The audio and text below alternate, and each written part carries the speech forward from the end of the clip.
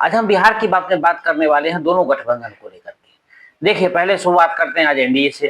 तो उसमें सबसे आज एनडीए के लिए जो परेशानी का सबब बन गया वो चिराग पासवान है। चिराग पासवान को यही नहीं पता है कि उनको कितने सीटों पर लड़ना है, और उनको लगता है कि वो है तो एनडीए, वो नहीं है तो एनडीए नहीं है। कभी प्रधानमंत्री के अपने आप को हनुमान कहने वाले चिराग पासवान अभी दिग्भ्रमित हो गए, या कहें उनके जो जीजा है अरुण भारती, उनके कारण वो भ्रमित हो गए। उनके जीजा जी को सोशल मीडिया का ऐसा लत लग गया है कि वो चिराग पासवान को जब तक पूरी तरह बर्बाद नहीं कर देंगे तब तक उनका सपना पूरा नहीं होगा। उनको लगता है कि वो चाणक्य हो गए हैं। वो अपने लोगों को लेकर के उनको लगता है कि वो जितनी सीटें लड़ेंगे उनका स्ट्राइक रेट वो लोकसभा चुनाव वाली हो जाएगी। लोकसभा चुनाव में 5 सीटें मिली और पांचों के पांचों वो जीत गए थे। लेकिन उनको ये नहीं पता था कि वो जीते क्यों थे। पिछली बार अकेले लड़के देखे थे बिहार विधानसभा चुनाव, उनको बखूबी पता था कि उनको उनकी हासिल क्या हुई थी। एक राजकुमार सिंह जीते थे मटिहानी विधानसभा क्षेत्र से, बोगो सिंह जदयू के उम्मीदवार को उन्होंने हराया था। और बाद में क्या हुआ, राजकुमार सिंह भी चले गए वो जदयू पार्टी में। इस बार क्या होगा, इस बार उनको लग रहा है कि अच्छा एनडीए में नहीं लड़ पाएंगे तो चलो प्रशांत किशोर तो है। उधर चिराग पासवान के लिए कांग्रेस और आरजेडी भी यहाँ बाहें फैला के खड़ी है कि वो अगर चाहेंगे तो उनको हम 43 का 43 सीट दे देंगे, सब अपनी अपनी सीट में कटौती कर देंगे। सत्ता के लिए ललायत तो जो लोग होते हैं तो कुछ भी कर सकते हैं, लेकिन एनडीए में उनकी औकात 20 से ज्यादा तय नहीं की गई। तो उनको लगता है कि हम जैसा भी चाहेंगे बार्गेनिंग कर लेंगे, और वो प्रेशर पॉलिटिक्स बहुत दिनों से करते आ रहे हैं, लेकिन उनको इस बार बहुत ज्यादा भाव मिल नहीं रहा है। क्योंकि एनडीए ने का लगभग जो सीट बंटवारा है, मैंने इस पर प्रोग्राम बनाया था और कहा था कि एनडीए का लगभग सीट बंटवारा फाइनल है। एक आईपी गुप्ता की अगर एंट्री होती है तो जो 10 में से सीट उपेंद्र कुशवाहा को 10 और जो जीतन मांझी का 10 है उसमें से 3-3 की कटौती हो जाएगी, या उन लोगों को 8-8 रहने दिया जाएगा और 2-2 उधर से काटेंगे और बीजेपी और जदयू अपने से एक छोड़ेगी। 5 सीट से ज्यादा वो आईपी गुप्ता को भी नहीं मिलने वाला। तो आप यही टोटल सिनेरियो है। तो उस स्थिति में चिराग पासवान जिस प्रकार की मंसूबे पाले हुए हैं और जो फैसिलिटी या जो सब अभी उनके लिए जो फैसिलिटी उपलब्ध कराई हुई है या केंद्रीय मंत्री बने हुए हैं वो सब उनका चला जाएगा। एक बंगला जाने का कितना दुख हुआ था चिराग पासवान को, उनसे बेहतर कोई नहीं समझ सकता।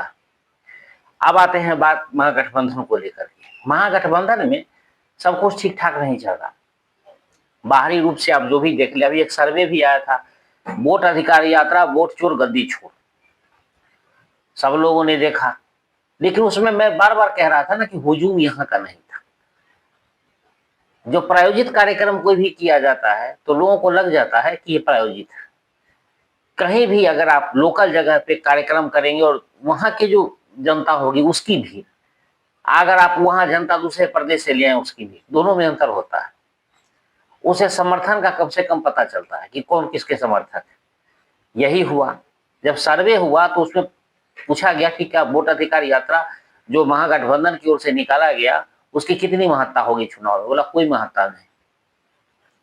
अमूमन 100 में से 99 लोगों का जो है वोट सही है, तो कौन वोट चोर है, जबकि चुनाव में इस पर साबित कर दिया था सब कुछ। खैर ये तो एक मुद्दा है, मसला यहाँ पे आ गया। दूसरी बात, महागठबंधन के लिए बाकी समस्याओं को दरकिनार करते हैं तो उनके लिए एक सिरदर्द बने हुए तेज प्रताप यादव।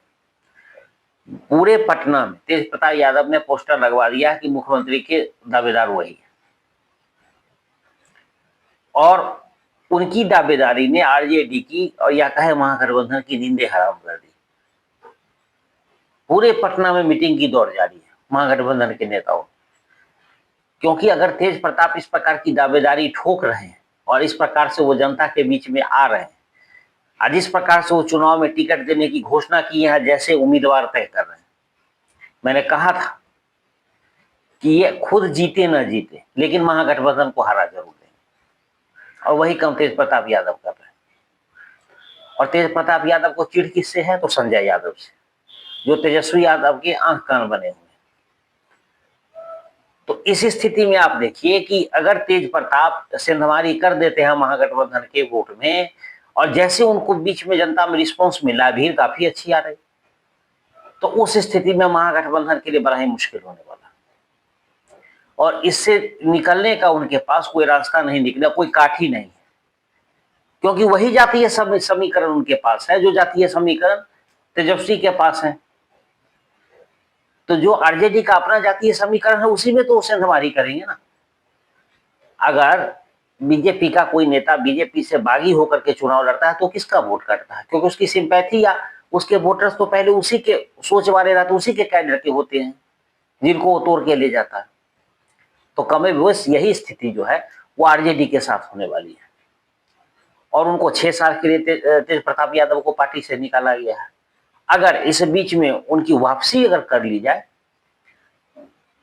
तब भी आरजेडी पे तोहमत लगेगी, और नहीं अगर वो अलग से चुनाव लड़ी जिस प्रकार से उन्होंने घोषणा की, और सीएम पोस्टर भी अब चारों तरफ पटना में चस्पा है, तो इससे साबित हो जाएगा कि इसे साबित ही नहीं होगा, इससे कंफर्म हो जाएगा, मतलब पूरी तरह ये कंफर्म है कि उसके लिए आरजेडी को काफी नुकसान उठाना पड़ेगा। तो इन चीजों से आरजेडी कैसे पार पा सकती है, तेजस्वी यादव के नुकसान से बचने के लिए कौन सा तरीका अपनाएगी, किस प्रकार के समीकरण उनके सामने, किस प्रकार की रणनीतिक समीकरण रखे जाएंगे, तो इन तमाम चीजों पर आरजेडी को ध्यान देना होगा। यही नहीं, महागठबंधन के और भी जो दल हैं उनके उम्मीदवार के सामने जब तेजस्वी अपने उम्मीदवार चुनाव में उतारेंगे तो वो उसका कैसे काट निकालेंगे, उस पर भी रणनीति बनाने की आवश्यकता है। नहीं तो तेजस्वी यादव के सपने में अभी कई रोड़े हैं।